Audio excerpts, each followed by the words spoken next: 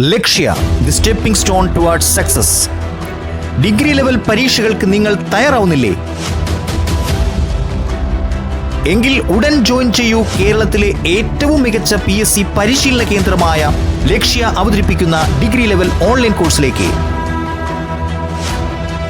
PDF notes ഉൾപ്പെടെയുള്ള പ്രഗത്ഭരായ അധ്യാപകരുടെ ക്ലാസുകൾ, സിലബസ് അടിസ്ഥാനമാക്കിയുള്ള ചിട്ടയായ സ്റ്റഡി പ്ലാൻ, 100 മാർക്കിന്റെ മാതൃകാ പരീക്ഷകൾ, സിലബസ് അടിസ്ഥാനമാക്കിയുള്ള ടോപ്പിക് വൈസ് പരീക്ഷകൾ, ലക്ഷ്യയുടെ ഡിഗ്രി ലെവൽ റാങ്ക് ഫയലുകൾ അടിസ്ഥാനമാക്കിയുള്ള പരീക്ഷകൾ എന്നിവ നിങ്ങൾക്ക് ലഭിക്കുന്നു. ജോയിൻ നൗ ടീം ലക്ഷ്യ കേരള ലേണിംഗ് ആപ്പ്. ലക്ഷ്യയുടെ യൂട്യൂബ് ചാനലിലേക്ക് ഏവർക്കും സ്വാഗതം. ഡിഗ്രി നിലവാരത്തിലെ പ്രിലിമിനറി പരീക്ഷയുടെ സിലബസ് വന്ന സാഹചര്യത്തിലാണ് നമ്മൾ ഇങ്ങനെ ഒരു വീഡിയോ ചെയ്യുന്നത്. ധാരാളം ഉദ്യോഗാർത്ഥികൾക്ക് സംശയമുണ്ട്, സിലബസ് വളരെ വലുതാണോ, ഇത് എങ്ങനെ ലളിതമായി പഠിച്ചെടുക്കും, ലിമിറ്റഡ് ടൈം കൊണ്ട് എങ്ങനെയാണ് ഇത് പഠിച്ചെടുക്കുക, ഇതിൽ ഏതൊക്കെ മേഖലകൾക്ക് കൂടുതൽ പ്രാധാന്യം നൽകണം, എങ്ങനെ ഇത് വളരെ ലളിതമായി സ്വായത്തമാക്കാം. അത്തരം വസ്തുതകളെ വിശദീകരിക്കുക എന്നതാണ് ഇന്നത്തെ വീഡിയോ കൊണ്ട് ഉദ്ദേശിക്കുന്നത്. ആദ്യമായി നിങ്ങൾ മനസ്സിലാക്കേണ്ടത്, ഈ സിലബസ് 10-12 പേജുകളിലായി PSC ടൈപ്പ് ചെയ്തിട്ടുണ്ടെന്നല്ലാതെ ഇത് പഠിച്ചെടുക്കാൻ വലിയ ബുദ്ധിമുട്ടുകളില്ല എന്ന് മനസ്സിലാക്കുക. നിങ്ങളെക്കുറിച്ച് വിശ്വസിക്കുക. ആവശ്യത്തിലധികം കഴിവുകളുള്ള വ്യക്തികളാണ് നിങ്ങൾ ഓരോരുത്തരും. നിങ്ങളുടെ കഴിവിൻ്റെ ഒരു ചെറിയ ശതമാനം ഉചിതമായി പ്രയോജനപ്പെടുത്തുകയാണെങ്കിൽ തീർച്ചയായും ലളിതമായി നിങ്ങൾക്കിത് പഠിച്ചെടുക്കാൻ സാധിക്കും. മുൻ വർഷത്തെ ഡിഗ്രി നിലവാരത്തിലെ സിലബസിൽ നിന്നും 2 വലിയ മാറ്റങ്ങളാണ് ഇതിൽ വന്നിട്ടുള്ളത്. ആ മാറ്റങ്ങൾ എന്ന് പറയുന്നത്, സിവിക്സ് എന്ന് പറയുന്ന ഒരു പുതിയ പോർഷൻ ആഡ് ചെയ്തു. പബ്ലിക് അഡ്മിനിസ്ട്രേഷനുമായി ബന്ധപ്പെട്ട ഒരു പോർഷൻ ആഡ് ചെയ്തു. അതേപോലെ തന്നെ സയൻസിനെ സയൻസ് ആൻഡ് ടെക്നോളജി എന്ന് പറഞ്ഞു. KSന്റെ ആ പ്രാഥമിക പരീക്ഷയിൽ കണ്ടതിൽ നിന്നൊരു വെർഷനാണ് എടുത്തത്.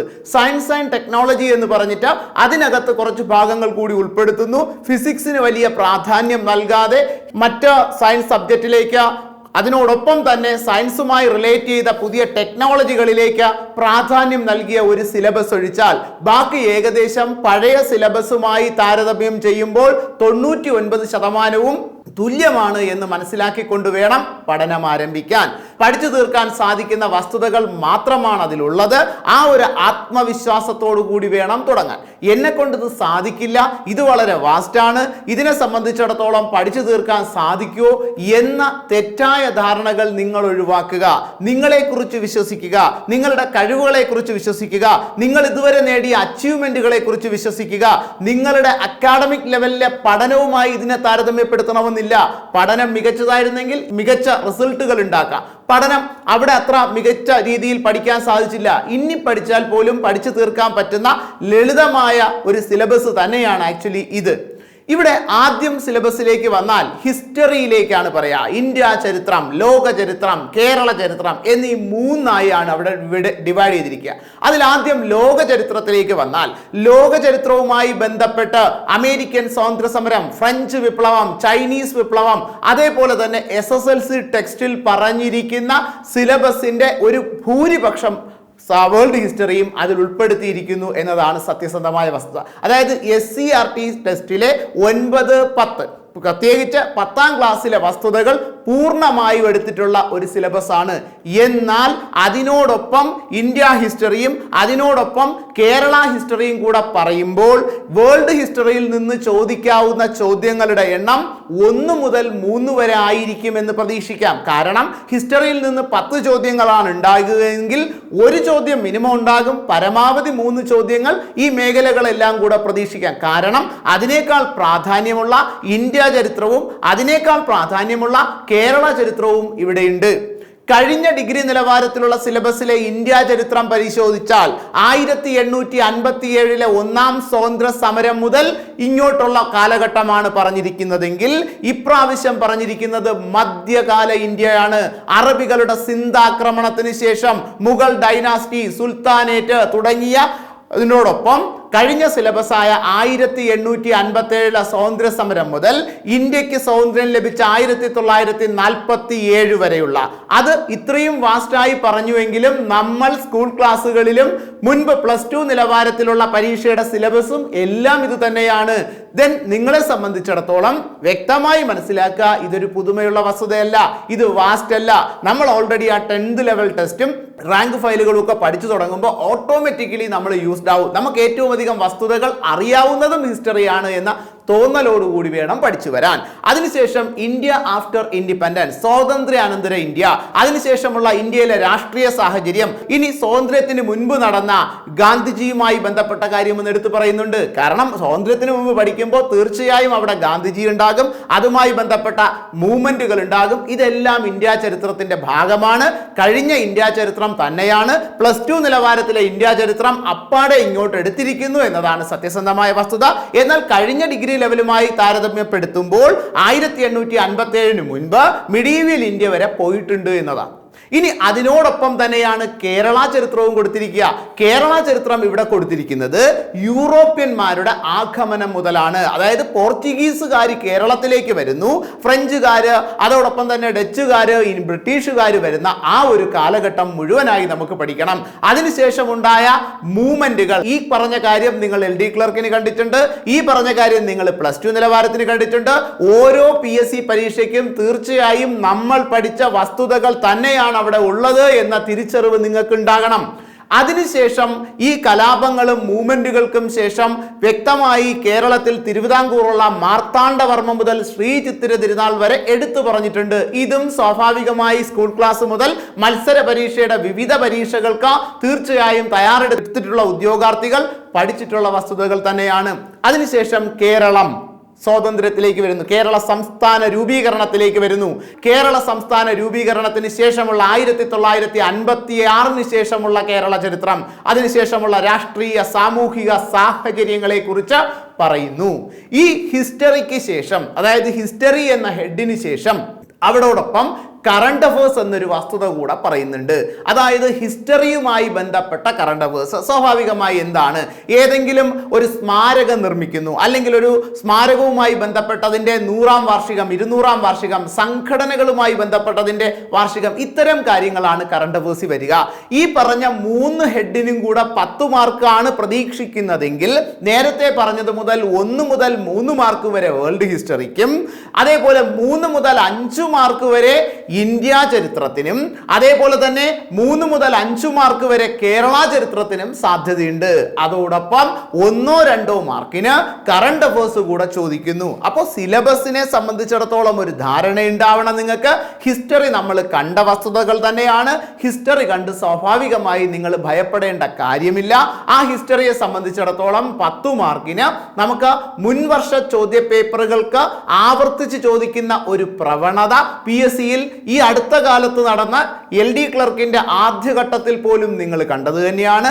അതുകൊണ്ട് 10ൽ 5ലധികം ചോദ്യങ്ങൾ മുൻവർഷ ചോദ്യ പേപ്പറുമായി ബന്ധപ്പെട്ട ചോദ്യങ്ങൾക്ക് സാധ്യത നമുക്ക് തള്ളിക്കളയാൻ സാധിക്കില്ല. ഇനി ഹിസ്റ്ററി കഴിഞ്ഞ് ജോഗ്രഫി എന്ന് പറയുന്ന സബ്ജക്റ്റിലേക്ക് വരികയാണെങ്കിൽ നമ്മൾ മനസ്സിലാക്കേണ്ടത് ജോഗ്രഫിയെയും 3ആയി ക്ലാസിഫൈ ചെയ്ത് സിലബസിൽ പറയുന്നു എന്നുള്ളതല്ലാതെ പഴയ സിലബസുമായി ഒരു തരത്തിലുള്ള വ്യത്യാസവും അതിലില്ല. അതായത് world geography, Indian geography, Kerala geography എന്ന് 3ആയി ക്ലാസിഫൈ ചെയ്ത് പറയുന്നു. എന്താണ് വേൾഡ് ജോഗ്രഫി?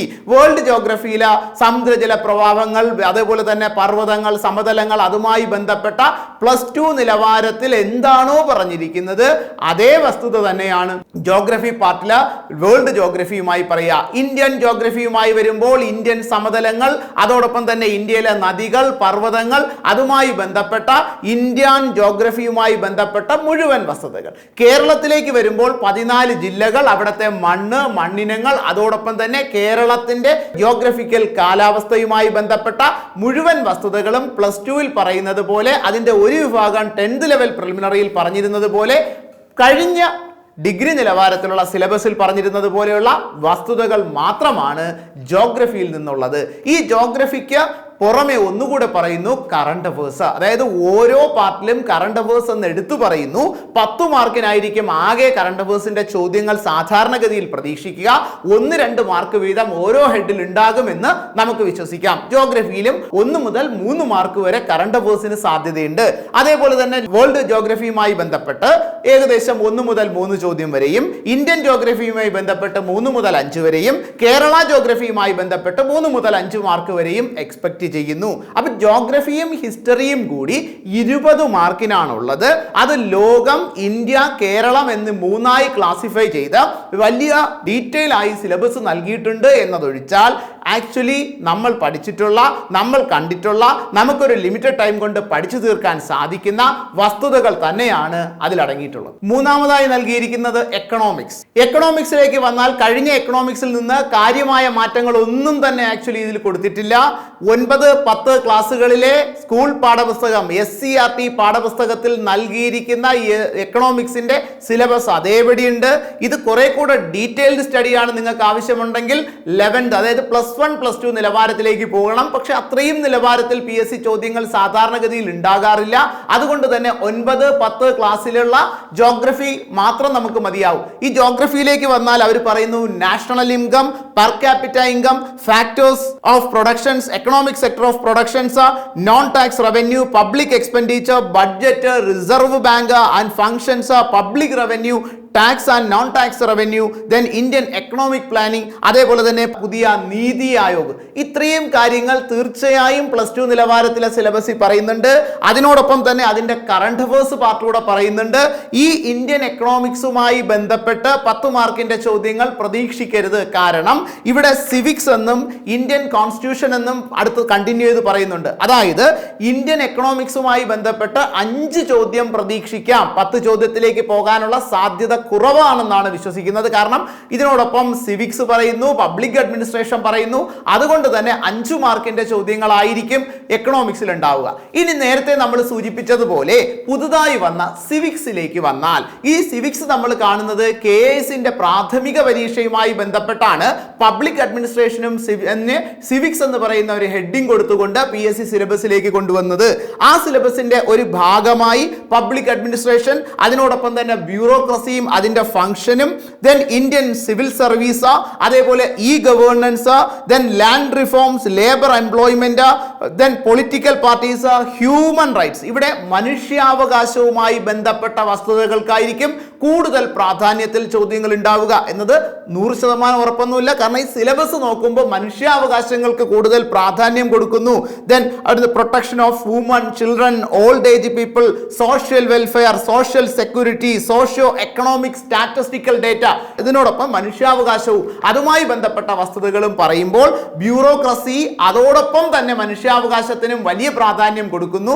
ഇതൊരു 5 മാർക്കിന് നമുക്ക് സിവിക്സ് പ്രതീക്ഷിക്കാം. അതായത് എക്കണോമിക്സ് സിവിക്സുമായി ബന്ധപ്പെട്ട 10 മാർക്കോളം ചോദ്യങ്ങൾക്ക് ഉണ്ടാകാം എന്നാണ് ഞാൻ പറയുക. കാരണം ചോദ്യങ്ങൾക്ക് വ്യക്തമായി ഇത്ര ഹെഡ് എന്ന് PSC തരംതിരിച്ച് പറഞ്ഞിട്ടില്ലാത്ത സാഹചര്യത്തിൽ PSCക്ക് വേണമെങ്കിൽ നാളെ ഇത് 5 മാർക്കില്ല, ഓരോന്നും 10 പറയാം, അല്ലെങ്കിൽ 2 മാർക്ക് ഇതേ ഉള്ളൂ, 2ഉം കൂടെ 5 പറയാം, ഡിപ്പെൻസ് ആണ്. അപ്പൊ സിവിക്സ് പൊതുവെ പുതുമയുള്ള ഒരു സബ്ജക്റ്റ് ആണെങ്കിലും നമ്മൾ അത് പഠിച്ചെടുക്കാൻ സാധിക്കുന്ന, അതായത് വളരെ ഡീറ്റെയിൽഡ് അല്ല ഇത് എന്നുള്ളതാണ്. കാരണം അതിന്റെ ബേസിക് ഫാക്റ്റുകളുമായി ബന്ധപ്പെട്ട വസ്തുതകളാണ്.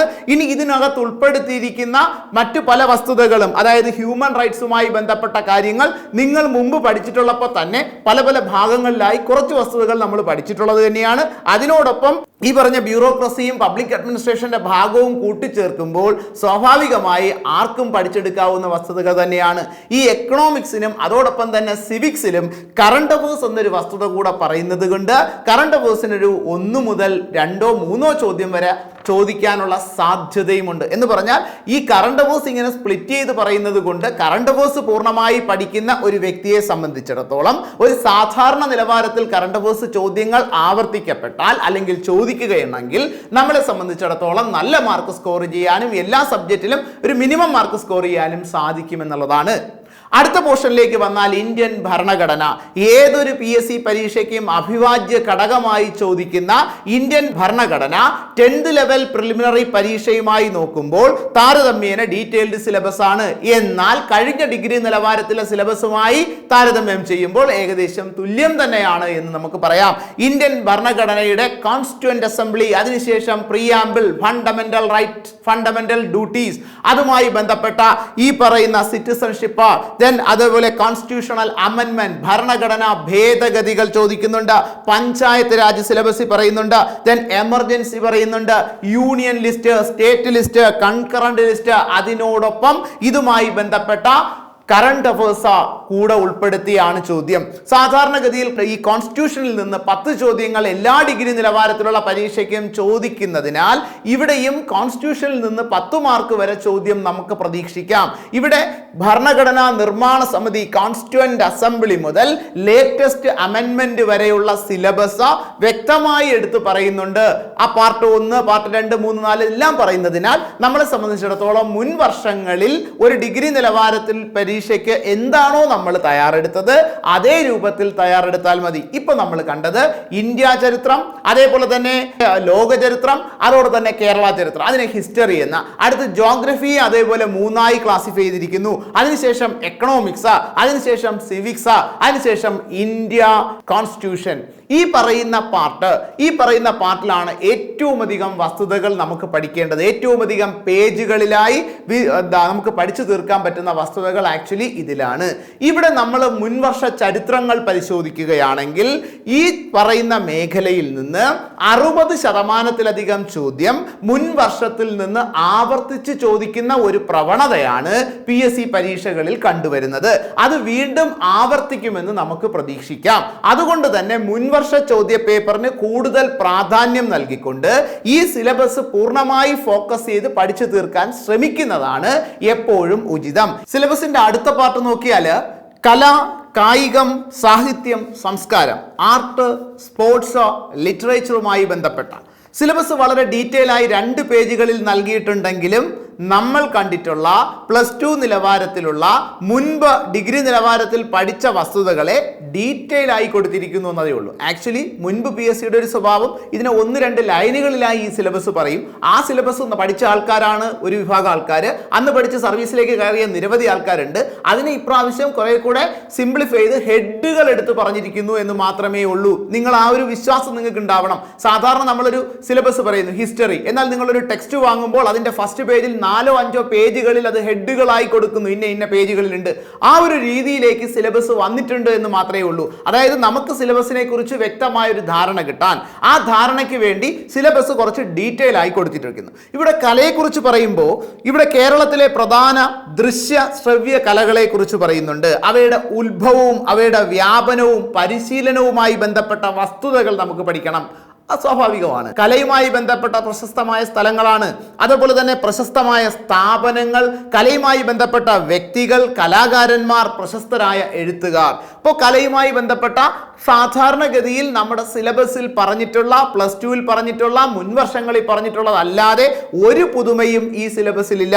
ഇനി കായികം എന്ന് മുൻപ് സിലബസിൽ ഒറ്റ വാക്കിൽ പറഞ്ഞു പോകുന്നത് ഇവിടെ കായികം എന്തെന്ന് കുറച്ചുകൂടെ ഡീറ്റെയിൽ ആയി പറയുന്നു എന്നുള്ളതല്ലാതെ മറ്റു മാറ്റങ്ങളൊന്നും കാണുന്നില്ല. കായിക രംഗത്ത് വ്യക്തിമുദ്ര പതിപ്പിച്ച കേരളത്തിലെയും ഇന്ത്യയിലെയും ലോകത്തിലെയും പ്രധാന കായിക താരങ്ങൾ. ഇവിടെ ഒരു മാറ്റം കേരളത്തിലെയും ഇന്ത്യയിലെയും ലോകത്തിലെയും എന്ന് എടുത്തു പറയുന്നു. ഉസൈൻ ബോൾട്ടിനെ കുറിച്ചും റോജർ ഫെഡററെ കുറിച്ചും ഒക്കെ നിരവധി ചോദ്യങ്ങൾ നമ്മൾ കണ്ടിട്ടുണ്ട്. അവർ ലോകവുമായി ബന്ധപ്പെട്ട ഇന്ത്യയിലല്ലാത്ത കേരളത്തിലല്ലാത്ത കായിക താരങ്ങളാണ്. ആ ചോദ്യങ്ങൾ വിംബിൾഡണിനെ കുറിച്ച് ക്വസ്റ്റ്യൻസ് ഉണ്ടായിട്ടുണ്ട്, ഒളിമ്പിക്സിനെ കുറിച്ച് ക്വസ്റ്റ്യൻസ് ഉണ്ടായിട്ടുണ്ട്. സോ അത് തന്നെയാണ് ഇവിടെ ഉദ്ദേശിക്കുന്നത്. കേരളത്തിലെയും ഇന്ത്യയിലെയും ലോകത്തിലെയും കായിക താരങ്ങൾ, അവരുടെ കായിക ഇനങ്ങൾ, അവർക്ക് ലഭിച്ച ബഹുമതികൾ, അവരുടെ അവാർഡുകൾ, അതേപോലെ തന്നെ പ്രധാന ട്രോഫികൾ. ഈ ട്രോഫികൾ എന്ന് പറയുന്നത് കേരളത്തിലുമായി ബന്ധപ്പെട്ടത്, ഇന്ത്യയുമായി ബന്ധപ്പെട്ടത്, ലോകവുമായി ബന്ധപ്പെട്ട വസ്തുതകൾ തീർച്ചയായും ഉണ്ടാകാം.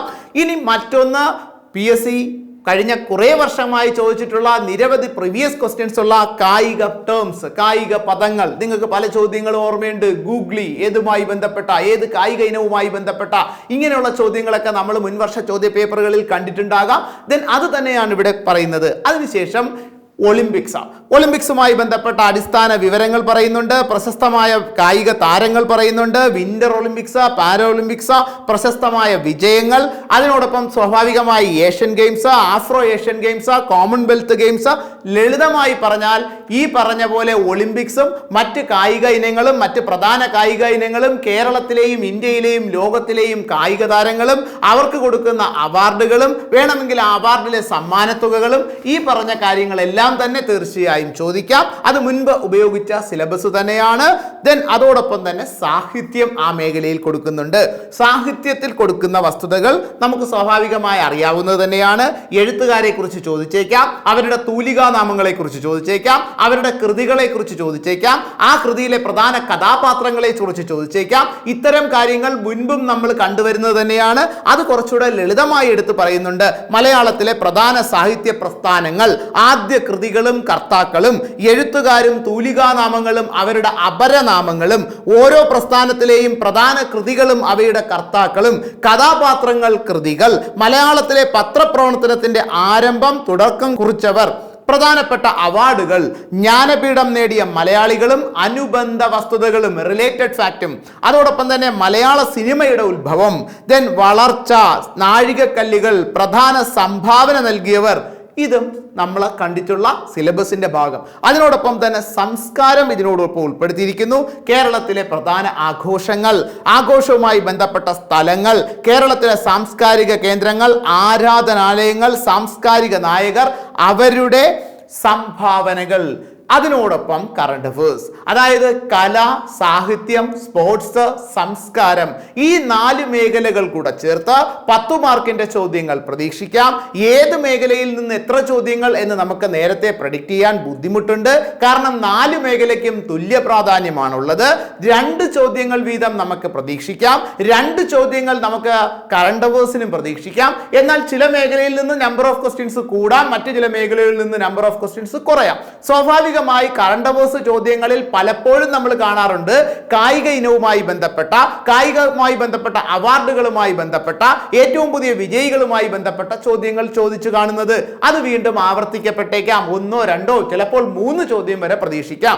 ആ ചോദ്യത്തിന് ആനുപാതികമായി സാഹിത്യവുമായി ബന്ധപ്പെട്ട, സ്പോർട്സുമായി ബന്ധപ്പെട്ട, സംസ്കാരവുമായി ബന്ധപ്പെട്ട, കലാരൂപങ്ങളുമായി ബന്ധപ്പെട്ട ചോദ്യങ്ങൾക്ക് മാറി നിൽക്കും. 10 ചോദ്യങ്ങളാണ് ഇവിടെ ഉണ്ടാവുക. സിലബസ് വളരെ ഡീറ്റെയിൽ ആയി നൽകുന്നത് ഒഴിച്ചാൽ നമുക്ക് സാധാരണഗതിയിൽ പഠിച്ചു വരുന്ന സിലബസിൽ നിന്ന് യാതൊരു വിധമായ വ്യത്യാസവും ഇല്ല എന്ന തിരിച്ചറിവോടുകൂടി വേണം നിങ്ങൾ പഠനം തുടങ്ങാൻ. അടുത്ത പോർഷനിലേക്ക് വന്നാൽ കമ്പ്യൂട്ടർ സയൻസ്. ഡിഗ്രി നിലവാരത്തിലെ സിലബസിൽ സാധാരണഗതിയിൽ ഒഴിച്ചുകൂടാനാവാത്ത, കഴിഞ്ഞ 4-5 വർഷമായി എല്ലാ ഡിഗ്രി നിലവാരത്തിലുള്ള പരീക്ഷയ്ക്കും കൊടുത്തിട്ടുള്ള അതേ സിലബസ് ആണ് ആക്ച്വലി ഇവിടെയും നൽകിയിട്ടുള്ളത്. കമ്പ്യൂട്ടർ സയൻസ് എന്ന ഹെഡിങ് നൽകിയ ശേഷം അതിൽ എന്തൊക്കെ ഭാഗങ്ങൾ ഉൾപ്പെടുത്തണമെന്ന് വളരെ ഡീറ്റെയിൽ ആയി പറയുന്നുണ്ട്. അവിടെ ഹാർഡ്വെയറെ കുറിച്ച് പറയുന്നുണ്ട്, സോഫ്റ്റ്വെയറുകളെ കുറിച്ച് പറയുന്നുണ്ട്, കമ്പ്യൂട്ടർ നെറ്റ്വർക്കുകളെ കുറിച്ച് പറയുന്നുണ്ട്, ഇന്റർനെറ്റുകളെ കുറിച്ച് പറയുന്നുണ്ട്. അതേപോലെ തന്നെ ബ്രൗസർ, HTML, ഈ HTMLന്റെ ബ്രാക്കറ്റ് വ്യക്തമായി പറയുന്നു ബേസിക് ഒള്ളി, അതായത് അടിസ്ഥാന നിലവാരങ്ങൾ മാത്രമാണ് ഇവിടെ ചോദിക്കുക. ഹാർഡ്വെയറുമായി ബന്ധപ്പെട്ട കാര്യങ്ങൾ, അതിൽ തന്നെ input device, output device, memory device എന്ന് എടുത്ത് സ്പെസിഫൈ ചെയ്ത് പറയുന്നു. അതായത് ഹാർഡ്വെയറിനെ കുറിച്ച് ധാരാളം വസ്തുതകൾ പഠിക്കാനുണ്ടെങ്കിലും നിങ്ങൾ ഈ പറയുന്ന ലിമിറ്റഡ് ആയിട്ടുള്ള വസ്തുതകൾ മാത്രം പഠിച്ചാൽ മതി എന്നാണ് ഉദ്ദേശിക്കുന്നത്.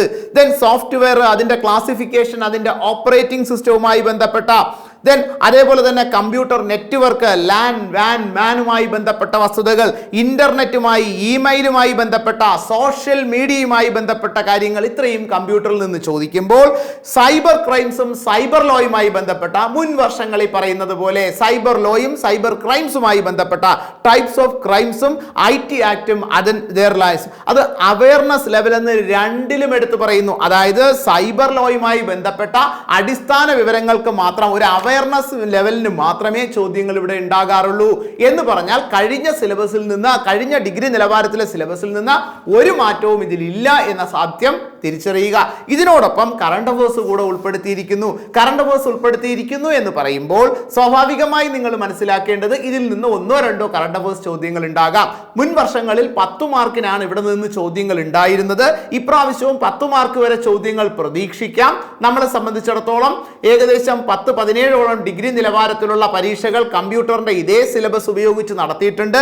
പല ചോദ്യങ്ങളും എടുത്ത് പരിശോധിച്ചാൽ മുൻപ് ചോദിച്ചത് ആവർത്തിച്ച് ചോദിക്കുന്ന പ്രവണത നിങ്ങൾ കണ്ടിട്ടുണ്ട്, അല്ലെങ്കിൽ ആ മേഖലകളിൽ നിന്ന് ചോദ്യങ്ങൾ ചോദിക്കുന്ന കണ്ടിട്ടുണ്ട്. വളരെ ലിമിറ്റഡ് ടൈം കൊണ്ട് നമുക്ക് ഓരോരുത്തർക്കും കമ്പ്യൂട്ടർ പരിജ്ഞാനമുള്ളവർക്കും ഇല്ലാത്തവർക്കും പഠിച്ചു തീർക്കാൻ സാധിക്കുന്ന ഒരു വസ്തുതയാണിത്. അതുകൊണ്ട് തന്നെ കമ്പ്യൂട്ടറിൽ നിന്ന് ഏകദേശം നല്ല മാർക്ക് സ്കോർ ചെയ്യാൻ ഓരോരുത്തർക്കും സാധിക്കും. അടുത്ത പോർഷനിലേക്ക് വന്നാൽ സയൻസ് ആൻഡ് ടെക്നോളജി. നേരത്തെ ഞാൻ സൂചിപ്പിച്ചു, പുതുമയുള്ള ഒരു സിലബസ് ആണ് ഇവിടെ കൊടുത്തിരിക്കുന്നത്. നമ്മൾ സയൻസ് എന്ന് പറയുന്ന ഫിസിക്സ്, കെമിസ്ട്രി, ബയോളജി എന്ന് നമ്മൾ സാധാരണ കാണുകയും ഫിസിക്സിൽ ഒരു സിലബസ് കാണും, കെമിസ്ട്രിയിൽ ഒരു സിലബസ് കാണും, ബയോളജിയിൽ മനുഷ്യ ശരീരവും അതുമായി ബന്ധപ്പെട്ട മറ്റു കാര്യങ്ങളുമായി ബന്ധപ്പെട്ട ഒരു സിലബസ് ഉണ്ടാവുകയാണ് നമുക്ക് പതിവ്. അത് തന്നെയാണ് 10th ലെവലിൽ നമ്മൾ കണ്ടത്. അത് തന്നെയാണ് മുൻപ്. എന്നാൽ ഇവിടെ കേസ് വന്ന സമയത്ത് സയൻസ് ആൻഡ് ടെക്നോളജിയിൽ കുറച്ച് മാറ്റങ്ങൾ വരുത്തി. ഇവിടെ ഈ സിലബസ് നോക്കിയാൽ ഫിസിക്സുമായി ബന്ധപ്പെട്ട സിലബസിന്റെ ഭാഗമായി ഉണ്ടെങ്കിലും കാര്യമായ രീതിയിൽ കൊടുത്തിരിക്കുന്നില്ല. അതേപോലെ തന്നെ കെമിസ്ട്രിയുടെ കുറച്ച് ഭാഗങ്ങളുണ്ട്, അതേപോലെ തന്നെ ബയോളജിയിലുമുണ്ട്. ബയോളജിയെ സംബന്ധിച്ചിടത്തോളവും കുറച്ച് ഭാഗങ്ങൾ ആക്ച്വലി ഇവിടെ കൊടുത്തിട്ടുണ്ട്. ഹ്യൂമൻ ബോഡിയുമായി ബന്ധപ്പെട്ട, ബേസിക്സ് ഓഫ് എവരിഡേ സയൻസുമായി ബന്ധപ്പെട്ട കാര്യങ്ങളുണ്ട്. എന്നാൽ ഇത് 4 ഹെഡുകളായി തിരിക്കുന്നു. ഇതൊരു പുതുമയുള്ളതാണ്, അതുകൊണ്ട് ബുദ്ധിമുട്ട്. പുതുമ എല്ലാവർക്കും പുതുമയാണ്, ഒരാളിന് മാത്രമല്ല. ഇത് സയൻസ് ആൻഡ് ടെക്നോളജിയുമായി പഠിക്കാത്ത എല്ലാ വ്യക്തികൾക്കും, അതായത് PSC പരീക്ഷ എഴുതാൻ പോകുന്ന 99% ആൾക്കാർക്കും തീർച്ചയായും ഇത് പുതുമയുള്ള വസ്തുതകൾ തന്നെയാണ്. അല്ലെങ്കിൽ KSന് തയ്യാറെടുത്ത ആൾക്കാർ അവിടെ ഒരു പരിധി വരെ ഇത് പഠിച്ചിട്ടുണ്ടാകാം, അവർക്ക് പുതുമയില്ല. അല്ലാത്ത ആൾക്കാർക്ക് പുതുമയുള്ള വസ്തുത തന്നെയാണ്. എന്നാൽ ഇത് ലളിതമായി പഠിച്ചു തീർക്കാൻ സാധിക്കുന്ന ഒരു വസ്തുത തന്നെയാണ്. ഇൻ കേസ് പരമാവധി 10 മാർക്ക്, ചിലപ്പോൾ 5 മാർക്ക് വരെ ചോദ്യങ്ങൾ മാത്രമേ ഇവിടെ ഉണ്ടാകൂ. അതിൽ സയൻസ് ആൻഡ് ടെക്നോളജി എന്നൊരു ഹെഡിങ് കൊടുത്ത ശേഷം അതിൽ nature and scope of science and technology പറയുന്നുണ്ട്. അതിനുശേഷം ബേസിക്സ് ഓഫ് എവരിഡേ സയൻസ് പറയുന്നുണ്ട്, ഹെൽത്ത് കെയർ പറയുന്നുണ്ട്, ഹ്യൂമൻ ബോഡി, പബ്ലിക് ഹെൽത്ത്, അതേപോലെ institutes and organisation in India, promoting integration of SIT and innovations. ഈ പറയുന്ന സയൻസ് ആൻഡ് ടെക്നോളജിയുമായി ബന്ധപ്പെട്ട വസ്തുതകൾ ഇവിടെ തീർച്ചയായും കറണ്ട് അഫയേഴ്സിൽ നിന്ന് ചോദ്യങ്ങളും ഉണ്ടാകാം. അവിടെ സിലബസിൽ പറയുന്നുണ്ടെങ്കിലും ഇത്തരം മേഖലയിൽ നിന്ന് കറണ്ട് അഫയേഴ്സിൽ നിന്ന് ചോദ്യങ്ങൾ ഏകദേശം 1-2 മാസം കൂടുമ്പോൾ നിങ്ങൾ പത്രം വായിക്കുമ്പോൾ മനസ്സിലാകാറുണ്ട്. ചോദ്യങ്ങൾ പ്രതീക്ഷിക്കാം. തൊട്ടു താഴെ technology in space and defence. നമ്മളിത് സയൻസ് ആൻഡ് ടെക്നോളജിയുടെ ഭാഗമല്ലാതെ മുൻ വർഷങ്ങളിൽ പഠിച്ചിട്ടുണ്ട്. ISROയുമായി ബന്ധപ്പെട്ട വസ്തുതകൾ, അല്ലെങ്കിൽ DRDOയുമായി ബന്ധപ്പെട്ട വസ്തുതകൾ, നമ്മൾ പല സിലബസിന്റെ ഭാഗവുമായി ഇന്ത്യ അടിസ്ഥാന വിവരങ്ങളുമായി ബന്ധപ്പെട്ട്, ബഹിരാകാശവുമായി ബന്ധപ്പെട്ട് നമ്മൾ പഠിച്ചിട്ടുള്ളത് സയൻസ് ആൻഡ് ടെക്നോളജിയിലേക്ക് ഉൾപ്പെടുത്തി എന്നുള്ളതല്ലാതെ ആ സിലബസിന് പുതുമയൊന്നുമില്ല. സെക്കൻഡ് പാർട്ടി പറയുന്നത്. തേർഡ് പറയുന്നത് എനർജി റിക്വയർമെന്റ് ആൻഡ് എഫിഷ്യൻസിയുമായി ബന്ധപ്പെട്ട, എനർജിയുടെ റിക്വയർമെന്റും എഫിഷ്യൻസിയുമായി, India's existing energy needs and ഡെഫിസിറ്റിനെ കുറിച്ച് ഇവിടെ പറയുന്നുണ്ട്. Indians energy resources and dependence പറയുന്നുണ്ട്. Energy security and nuclear policy of India. ഈ പറഞ്ഞ കാര്യങ്ങൾ വളരെ ഡീറ്റെയിൽ ആയി നമ്മൾ പഠിച്ചിട്ടില്ല മുൻ വർഷങ്ങളിൽ. അപ്പൊ ഇതൊരു മൂന്നാമത്തെ ഹെഡ് നമ്മളെ സംബന്ധിച്ചിടത്തോളം പഠിച്ചെടുക്കേണ്ട ഒരു ഭാഗം തന്നെയാണ്. നാലാമത് പറയുന്നത് എൻവിയോൺമെന്റൽ സയൻസ്, പരിസ്ഥിതി ശാസ്ത്രം, issues and concern related to environment. അതേപോലെ തന്നെ ബയോഡൈവേഴ്സിറ്റിയെ കുറിച്ച് അവിടെ പറയുന്നുണ്ട്, ഫോറസ്റ്റ് ആൻഡ് വൈൽഡ് ലൈഫിനെ കുറിച്ച് പറയുന്നുണ്ട്, കാർബൺ എമിഷനെ കുറിച്ചും ഗ്ലോബൽ വാർമിങ്ങിനെ കുറിച്ചും പറയുന്നുണ്ട്. ഇതിൽ ചില ഭാഗങ്ങൾ നമ്മൾ മുൻപ് പഠിച്ചിട്ടുണ്ട്, നമ്മൾ കണ്ടിട്ടുണ്ട്, നമ്മൾ വായിച്ചറിഞ്ഞിട്ടുണ്ട്. അപ്പൊ സയൻസ് ആൻഡ് ടെക്നോളജി തീർച്ചയായും പുതുതായുള്ള പുതിയ ഒരു സിലബസ് തന്നെയാണ്. പക്ഷെ ആദ്യം മനസ്സിലാക്കുക, അത് നിങ്ങൾക്ക് ഓരോരുത്തർക്ക് മാത്രമല്ല, ഈ PSC പരീക്ഷ എഴുതുന്ന ഓരോ വ്യക്തിക്കും തീർച്ചയായും ഇത് പുതുമയുള്ളത് തന്നെയാണ്. ഇത് നമ്മൾ ഏത് തരത്തിൽ പഠിച്ചെടുക്കുന്നു എന്നതിനെ ബേസ് ചെയ്തിരിക്കും. അതിനോടൊപ്പം കറണ്ട് അഫയേഴ്സിന്റെ ചോദ്യങ്ങൾ ഉണ്ട് എന്നുള്ളത് ഉറപ്പിക്കുമ്പോൾ 5 മാർക്കിനാണ് ഈ ചോദ്യങ്ങൾ ഉണ്ടാവുക. ണെങ്കിൽ 1-2 കറണ്ട് അഫയേഴ്സ് ഉണ്ടാകുമ്പോൾ സയൻസ് ആൻഡ് ടെക്നോളജി ഒഴിവാക്കിയാൽ പോലും കറണ്ട് അഫയേഴ്സിൽ നിന്ന് കിട്ടും. ഒഴിവാക്കാൻ ഞാൻ പറയില്ല. ഓരോ മേഖലയും നമ്മളെ സംബന്ധിച്ചിടത്തോളം ഇമ്പോർട്ടന്റ് ആണ്. നിങ്ങൾ പഠിക്കാൻ ശ്രമിച്ചാൽ തീർച്ചയായും പഠിച്ചു തീർക്കാവുന്ന വസ്തുത മാത്രമേ സയൻസ് ആൻഡ് ടെക്നോളജിയിൽ ഉള്ളൂ എന്ന തിരിച്ചറിവ് ഉണ്ടാവണം. അടുത്തതിലേക്ക് വന്നാൽ simple arithmetics and mental ability. +2 നിലവാരത്തിൽ കണ്ട അതേ സിലബസ് ആവർത്തിച്ചു എന്ന്, അല്ലെങ്കിൽ കഴിഞ്ഞ ഡിഗ്രി നിലവാരത്തിലുണ്ടായിരുന്ന സെയിം സിലബസ് ആവർത്തിക്കുന്നു. സംഖ്യകളും അടിസ്ഥാന ക്രിയകളും ഭിന്നസംഖ്യകളും ദശാംശ സംഖ്യകളും ശതമാനം, profit and loss, time and distance, time and work, അതോടൊപ്പം തന്നെ ജോമെട്രി, അത് ദ്വിമാന രൂപങ്ങളും ത്രിമാന രൂപങ്ങളും ഉണ്ടാകാം, time and work, problems on age, കൃത്യംഗങ്ങൾ, ദെൻ പ്രോഗ്രഷനുകൾ, സമയവും പ്രവൃത്തിയും. ദെൻ അടുത്ത മാനസിക ശേഷിയിലേക്ക് വന്നാൽ ശ്രേണികൾ, ഗണിത ചിഹ്നങ്ങൾ ഉപയോഗിച്ചുള്ള പ്രശ്നങ്ങൾ, സ്ഥാനനിർണയം, സമാന ബന്ധങ്ങൾ, ഒറ്റയാനെ കണ്ടെത്തുക, coding decoding, clock, calendar, clerical ശേഷി പരിശോധന. ക്ലറിക്കൽ ശേഷി പരിശോധന പുതുതായി ഉൾപ്പെടുത്തിയിരിക്കുന്ന ഒരു വസ്തുതയാണ്. ഇത് ഉൾപ്പെടുത്താതെ തന്നെ മുൻ വർഷങ്ങളിൽ പഴയ ചോദ്യങ്ങളുണ്ട്. അതായത് ഒരു ആളുടെ പേര് പറയുന്നു, ആ പേരും അയാളുടെ അഡ്രസ്സും പറയുന്നു, അതിനോടൊപ്പം ചിലപ്പോൾ ഫോൺ നമ്പറും പറഞ്ഞേക്കാം. ഇത് ചോദ്യം 4 ഓപ്ഷനിൽ ഇത് കൊടുത്തേക്കും. ചിലതിൽ സ്പെല്ലിംഗ് കറക്ഷൻ ഉണ്ടായിരിക്കാം, ചിലതിൽ ഒരെണ്ണം മാത്രം മുകളിലത്ത് പോലെ നോക്കി താഴെ കൊടുത്തേക്കാം. ഇത്തരം രൂപങ്ങളിൽ വരുന്നതാണ് ഈ ക്ലറിക്കൽ എബിലിറ്റി എന്ന് പറയുക. അപ്പൊ 10 മാർക്കിന് മാത്സും 10 മാർക്കിന് മെന്റൽ എബിലിറ്റിയും ഉണ്ടാകുന്ന പാറ്റേൺ വീണ്ടും ആവർത്തിക്കപ്പെടുന്നു. 10th ലെവൽ പ്രിലിമിനറിക്ക് സിലബസ് വളരെ ചെറുതായിരുന്നെങ്കിൽ ഇവിടെ നമ്മൾ മുൻ വർഷങ്ങളിൽ കണ്ട അതേ സിലബസ് ആവർത്തിക്കുന്നു എന്നതാണ്. സാധാരണ നിങ്ങൾക്കറിയാം മാത്സിന്റെ ഒരു പ്രത്യേകത 20ൽ 15ഓളം ചോദ്യങ്ങൾ മുൻവർഷവുമായി ബന്ധപ്പെട്ടത് ആവർത്തിച്ച് ചോദിക്കുന്ന ഒരു പ്രവണതയാണുള്ളത്. ചാപ്റ്ററുകൾക്ക് വലിപ്പമുണ്ട് എന്ന് മാത്രമേ ഉള്ളൂ. SSCയുമായി താരതമ്യം ചെയ്യുമ്പോൾ, ബാങ്ക് പരീക്ഷകളുമായി താരതമ്യം ചെയ്യുമ്പോൾ, റെയിൽവേ പരീക്ഷകളുമായി താരതമ്യം ചെയ്യുമ്പോൾ തുലോം വളരെ ലിബറലായ ചോദ്യങ്ങളാണ് PSC ചോദിക്കുക. ആ ചോദ്യങ്ങൾക്ക് തന്നെ ഒരു പ്രത്യേകതയുണ്ട്. നിരവധി തവണ ആവർത്തിച്ച് ചോദിക്കുന്ന ഒരു പ്രവണതയും അവിടെ ഉണ്ട് എന്നുള്ളത് കൊണ്ട് തീർച്ചയായും നമ്മളെ സംബന്ധിച്ചിടത്തോളം വളരെ ലളിതമായി മാർക്ക് സ്കോർ ചെയ്യാൻ പറ്റുന്ന ഒരു മേഖലയാണ് ഈ മാത്സ്. അതോടൊപ്പം തന്നെ മെന്റൽ എബിലിറ്റി. 20 ചോദ്യങ്ങൾ ഉണ്ടാകാം. ഈ 20 ചോദ്യങ്ങളെ സംബന്ധിച്ചിടത്തോളം നമുക്ക് 15 മാർക്ക് ഷുവറായി ഏതൊരു വ്യക്തിക്കും സ്കോർ ചെയ്യാൻ സാധിക്കും. 20 ചോദ്യങ്ങൾ കറക്റ്റ് ആണെങ്കിൽ 20 വരെ നേടിയെടുക്കാൻ സാധിക്കുന്ന ഒരു മേഖലയാണ് മാത്സ് ആൻഡ് മെന്റൽ എബിലിറ്റി. പ്രത്യേകിച്ച് പ്രാഥമിക പരീക്ഷകൾക്ക് നിങ്ങൾക്കറിയാം സാധാരണ പരീക്ഷ എഴുതുന്നതിന്റെ 7 മുതൽ 10 ഇരട്ടി ആൾക്കാർ റാങ്ക് ലിസ്റ്റിൽ വരുന്നു എന്നുള്ളത് കൊണ്ട് തന്നെ ഒരു ഹ്യൂജ് ലിസ്റ്റ് വരുന്നത് കൊണ്ട് കട്ട് ഓഫ് ഗ്രാജുവലി കുറവായിരിക്കും. അടുത്ത മേഖല നോക്കുകയാണെന്നുണ്ടെങ്കിൽ ജനറൽ ഇംഗ്ലീഷ്. ജനറൽ ഇംഗ്ലീഷിനെ ഇംഗ്ലീഷ് ഗ്രാമർ എന്നും ഇംഗ്ലീഷ് വൊക്കാബുലറി എന്നും 2 പാർട്ടായി തിരിച്ചിരിക്കുന്നു.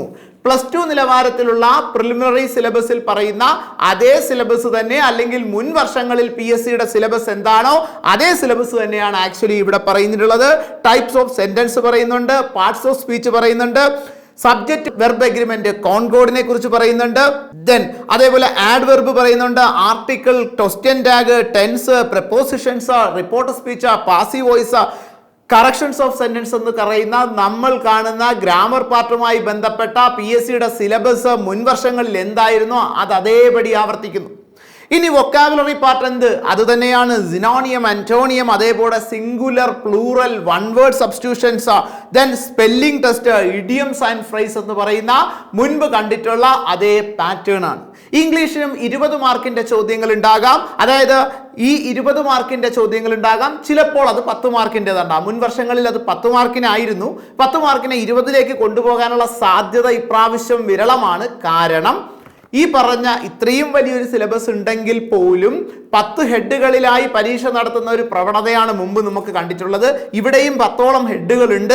അതുകൊണ്ട് തന്നെ 10 മാർക്കിന്റെ ചോദ്യങ്ങളായിരിക്കും പ്രതീക്ഷിക്കേണ്ടത്. +2 നിലവാരത്തിൽ ഇത്രയും സിലബസിൽ നിന്ന് 20 ചോദ്യങ്ങൾ ഉണ്ടാകുമ്പോൾ നമ്മൾ ഇത്രയും പഠിക്കുകയും വേണം. 10 മാർക്കിന്റെ ചോദ്യങ്ങളായിരിക്കും ഉണ്ടാവുക. അതിൽ 2ഓ 3ഓ ചോദ്യങ്ങൾ വൊക്കാബുലറി പാർട്ട് വന്നതൊഴിച്ചാൽ ബാക്കി 6 മുതൽ 7 ചോദ്യം വരെ, ചിലപ്പോൾ 8 ചോദ്യം വരെ ഗ്രാമർ പാർട്ടിൽ നിന്ന് തന്നെയായിരിക്കും ചോദ്യങ്ങൾ ഉണ്ടാവുക.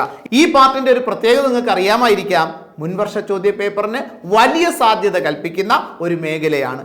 ഇംഗ്ലീഷിനെ സംബന്ധിച്ചിടത്തോളം അറിയാം, റൂളുകൾ പഠിച്ചെടുക്കുന്ന ഒരു വ്യക്തിക്ക് ഗ്രാമർ പൂർണ്ണമായി ശരിയാക്കാൻ സാധിക്കുമെന്നതാണ് സത്യസന്ധമായ വസ്തുത. അടുത്തതിലേക്ക് വന്നാൽ റീജിയണൽ ലാംഗ്വേജ്, അതായത് മലയാളം. മലയാളത്തിനെ കുറിച്ച് പറയുമ്പോൾ പഴയ സിലബസ് തന്നെയാണ്.